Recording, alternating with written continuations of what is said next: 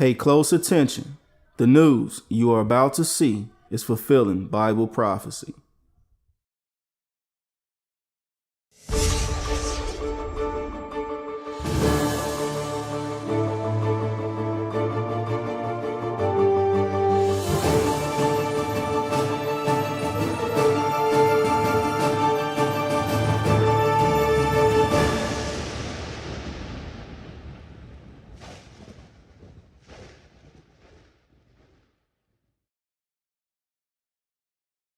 Welcome to another edition of YPN News, bringing you news as it relates to Bible prophecy and as is foretold by Yisrael Hawkins. Well, it still looks like the world is spiraling out of control with no solution in sight coming from any of the governmental or religious leaders. From the severe drought and destructive wildfires in California, the Syrian refugee crisis, nations joining military forces, the Quartet, and the ongoing conflict in Israel between the Israelis and the Palestinians. We start off this broadcast with the uncontrollable wildfires that are raging out of control in California that are forcing hundreds out of their homes, burning out cars, and destroying thousands of acres of land. This latest of fires, called the Valley Fire, north of Sacramento, has grown to over 60 square miles in just 24 hours. Wow. In Middleton, California, houses are still smoldering as they were burned all the way down to their foundation, while throughout the city, explosions from natural gas lines and propane tanks could be heard.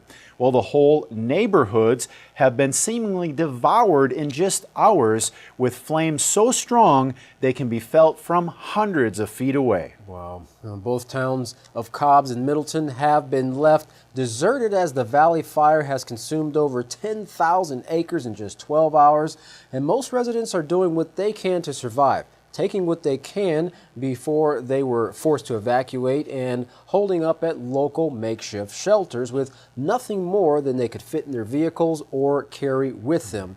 But they also have the uncertainty of knowing if the homes they left behind will be there when they return.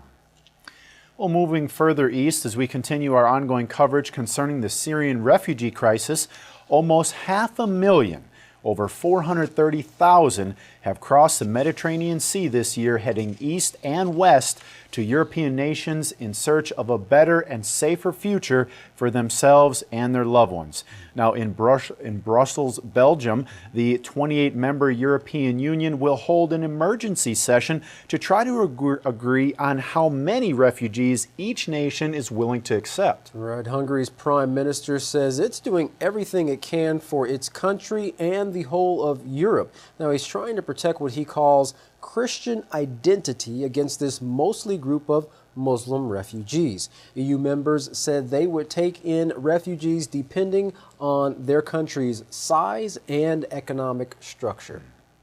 Well, currently the EU plans on settling 160,000 over the next 2 years, but the numbers show that there will be over 850,000 between this year and next because of the staggering amount of people that are trying to escape the war and famine that's currently taking place in Syria. Well, many are concerned with the increasing numbers of migrants crossing into European nations, that the friendliness of those nations might start to dwindle as they get cold feet about letting more people into their countries. Well, as a note, most of the people who are fleeing Syria are leaving because of the violent civil war that is tearing their country apart and going into its fifth year now. Fifth year. Yeah. Refugees fleeing the civil war in Syria isn't anything new. They've been leaving since the war started in 2011. Now, the difference between then and now is where they're fleeing to. Well, previously they were flowing into neighboring nations like Jordan, Lebanon, and Turkey, with numbers of fleeing Syrians in those areas hovering around 3 to 4 million. Well, here are some interesting facts about this latest conflict in Syria to consider. The current refugee crisis is the worst in over 2 decades. Over 4 million people have now fled the country, which that population, those numbers are greater than the population of the city of Los Angeles. Here's some of those numbers of Syrians entering neighboring countries in this latest Syrian refugee exodus.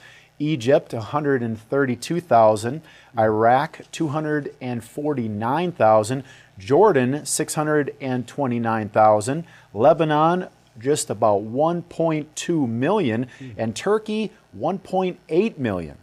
Over 7.5 million Syrians have been internally displaced, meaning more than half the country has fled their homes, and this conflict is entering its 5th year. Wow, so that's quite a few people.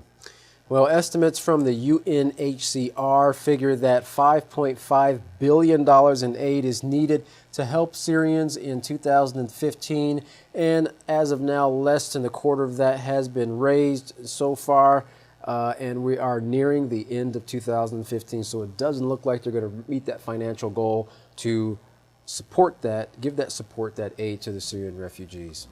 Yeah. Well, for more on the crisis in the Tigris and Euphrates region, we now turn over to our correspondent, Larry McGee, who has further details regarding Syria's alliances and the tragic story of a child struggling to survive amid the fighting. Larry, have there been any efforts to try to end this violence? The Arab League and the UN are both said to have tried and failed on multiple occasions so far, with the Syrian government itself struggling to stay afloat with the support of ally nations such as Iran, China, and Russia. The Iranian interest is believed to be religious, since the Syrian government is one of only a few other Shiite-led religions in the region outside of Iran itself.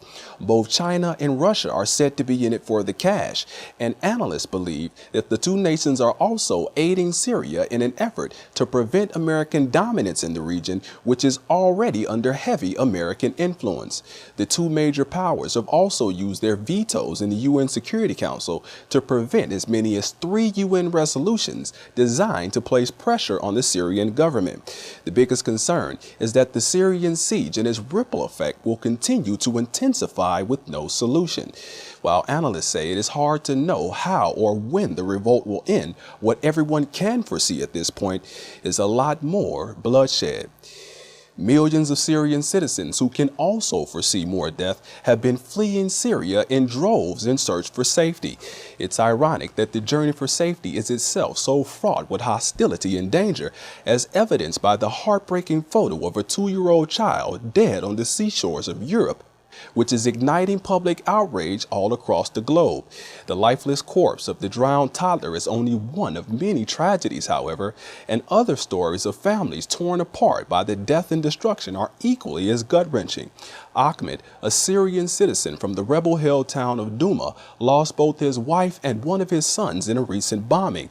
He was further devastated to find his only surviving son severely burned and clinging to life in a nearby hospital. The child is now having to endure painful rehabilitation in hopes of helping his muscles to recover, and while doctors are hopeful that he will survive, he and thousands of others are mournful examples of why millions are fleeing Syria. For YPN News, I'm Larry McGee. Katan Jeff, back to you. Well, it seems like a situation that is growing out of control. Well, Federica Mogherini, a high representative in the European Union for Foreign Affairs, recently shared information about reviving the Quartet's initiatives. She said, "The European Union has revitalized the work of the Quartet in these months. And just in these hours, Secretary General Ban Ki-moon sent invitation letters to the foreign ministers of the Quartet to convene a meeting of the Quartet principals in New York in a few weeks from now at the 70th session of the General Assembly of the United Nations." Now, she added that the EU has also taken initiatives and extended similar invitations to the foreign ministers of Egypt, Jordan, and Saudi Arabia, and to the Secretary General of the Arab League to join them as well. Now, on September 9th, the Quartet envoys met in Riyadh, Saudi Arabia, as part of their regular and direct outreach to the Arab states. Now, their goal was to, quote, find an avenue to first of all tranquilize, stabilize the situation, then to return to the peace track. All members were encouraged on the Palestinian side of things that have indicated a new government forming which would be, quote, in a better position than the current one to bring about a better engagement with the international community, end quote. The envoys also expressed there is a general agreement that the efforts to revive the peace process between Israelis and Palestinians has to be intensified. Well, unlike some who are calling for peace among the two peoples, more trouble continues to be stirred up in the region, which of course hinders the peace process. Palestinians have taken to the streets of Jerusalem to condemn Israel's latest assault on the Al-Aqsa Mosque. Now, earlier in the week, Israeli forces stormed the complex and fired tear gas to disperse Palestinian worshippers. Palestinians threw stones at Israeli forces in an attempt to prevent them from entering the mosque, but Israeli soldiers fired sound bombs, tear gas, and even rubber-coated bullets toward the worshippers. 3 Palestinians were injured during the attack.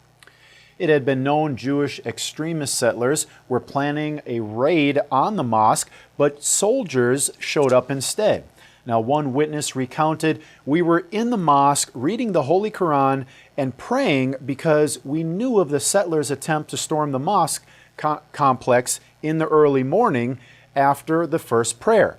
However, we were surprised by the soldiers storming the complex who started chasing us to force us out from the yard." The Palestinians have long been calling on Muslim countries to help them prevent Israel from carrying out its plans to impose a spatial and temporal division on the Al-Aqsa Mosque. Muslim leaders see the potential for continued acts of aggression carried out at Al-Aqsa could lead to warfare if Israelis insist to divide the mosque and its courts. Well, since the attack on the mosque, Israeli authorities have been preventing Palestinian worshippers from entering the mosque complex after morning prayers till noon, while allowing Israeli settlers to raid the mosque complex under Israeli military escort. The attack has also sparked international condemnation. Jordan, a border country to the region, has accused Israel of provoking the situation in attempts to change the status quo. Under the current guidelines, Jews are permitted to visit the mosque but cannot pray there. Well, Egypt also has condemned the assault as an unacceptable escalation against the Muslims' holy places in the occupied territory. Jordan and Egypt are the only 2 Muslim countries which officially recognize Israel as a state. Palestinian President Mahmoud Abbas has also shown outrage over the attack and closure of the holy site. Well, Yisrael Hawkins has long been teaching that this type of turmoil will continue in the Middle East as well as other places until both sides agree on a set of standards to live by. Well, Yisrael Hawkins writes monthly about these peaceful standards that have never brought any harm or hurt to anyone who has chosen to follow them. Well, read for yourself how simple it would be for the conflicts to be resolved by requesting your free Prophetic Word magazine and monthly newsletter. You'll be amazed just how easy peace could be. To contact the House of Yahweh, you can write them at the House of Yahweh, P.O. Box 2498, Abilene, Texas 79604. You can call them at 1-800-613-9494 or visit them on any of their websites at www.yahweh.com, www.yisraelhawkins.com, or www.yahwehsbranch.com. You can also check out our new website at www.ypnnews.com. And to email the House of Yahweh, send your emails to info@yahweh.com. And for any calls outside the United States, please call the number on your screen. Well, don't go anywhere. Up next, another enlightening message from Yisrael Hawkins. From all of us here at YPN News, I'm Jeffrey Heimerman. And I'm Katan Alexander. Thanks for watching.